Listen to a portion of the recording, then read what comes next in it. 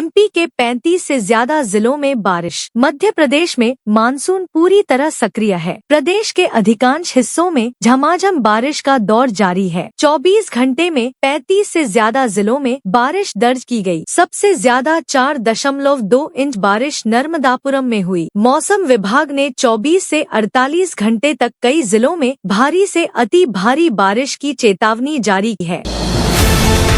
काली पट्टी बांधकर विधानसभा पहुंचे कांग्रेस विधायक। मध्य प्रदेश विधानसभा के मानसून सत्र के तीसरे दिन सदन के भीतर और बाहर जबरदस्त सियासी ड्रामा देखने को मिला। दिल्ली के जंतर मंतर पर छात्रों के साथ हुई मारपीट और कांग्रेस नेताओं की गिरफ्तारी के विरोध में नेता प्रतिपक्ष उमंग सिंघार समेत कांग्रेस विधायक काली पट्टी बांधकर पहुंचे। स्थगन प्रस्ताव पर चर्चा न मिलने से नाराज विपक्ष के हंगामे के कारण सदन की कार्यवाही 15 मिनट के लिए स्थगित करनी पड़ी।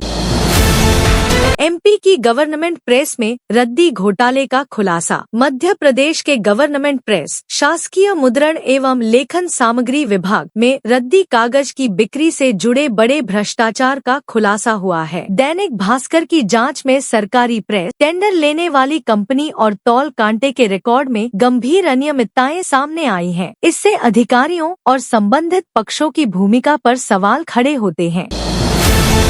बॉयफ्रेंड के सामने गर्लफ्रेंड से रेप और मर्डर का case. Madhya Pradesh crime files के पार्ट 1 में आपने पढ़ा कि 15 फरवरी 2010 को पिपरिया के एक गेहूं के खेत में दीपक और उसकी गर्लफ्रेंड दीप्ति परिवर्तित नाम के शव मिले थे। पोस्टमार्टम से खुलासा हुआ कि दीप्ति के साथ हत्या से पहले सामूहिक दुष्कर्म किया गया था। दूसरी ओर जांच में यह भी सामने आया कि दीपक पहले से शादीशुदा था। बीजेपी का कांग्रेस के खिलाफ प्रदर्शन। भोपाल में बुधवार को बीजेपी विधायक और कार्यकर्ताओं ने भोपाल के रेड क्रॉस चौराहे पर प्रदर्शन किया। यह प्रदर्शन दिल्ली में पीएम आवास पर राहुल गांधी के प्रदर्शन के विरोध में था। एक युवक प्रदर्शन में जोकर की ड्रेस में पहुंचा। उसने अपनी टी शर्ट पर एक पोस्टर लगा रखा था जिस पर देश का अपमान मेरा काम राहुल गांधी लिखा था। भाजपा कार्यकर्ता कांग्रेस प्रदेश कार्यालय के सामने प्रदर्शन करने पहुंचे थे।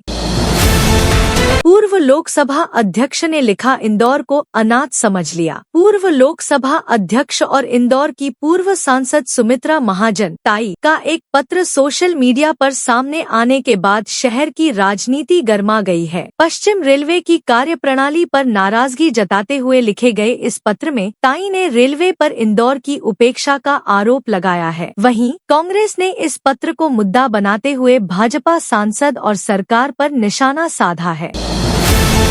देवास में 6 मिनट में 22 लाख की कार चोरी। देवास शहर के बीएनपी थाना क्षेत्र में हाईटेक तरीके से कार चोरी का मामला सामने आया है। बदमाशों ने घर के बाहर खड़ी करीब 22 लाख रुपए की कार महज 6 मिनट में चोरी कर ली। वारदात के दौरान कार का न तो कांच तोड़ा गया और न ही किसी प्रकार की तोड़-फोड़ की गई। प्रारंभिक जांच में आशंका जताई जा रही है कि आरोपियों ने कार के कीलेस एंट्री सिस्टम या इलेक्ट्रॉनिक सेंसर को हैक कर चोरी की वारदात को अंजाम दिया। गुना ट्रिपल मर्डर केस का दोषी पैरोल से फरार। गुना में साल 2017 के चर्चित ट्रिपल मर्डर केस में आजीवन कारावास की सजा काट रहा हनी दुबे पैरोल पर आने के बाद बुधवार को फरार हो गया। हनी दुबे और उसकी मां पूनम दुबे उर्फ पक्का 15 दिन की पैरोल पर ग्वालियर सेंट्रल जेल से बाहर आए थे। दोनों को 22 जुलाई को वापस जेल पहुंचना था। हालांकि पूनम दुबे तो जेल लौट गई, लेकिन हनी ग्वालियर पहुंचने के बाद फरार हो गया। पुलिस उसकी तलाश कर रही है।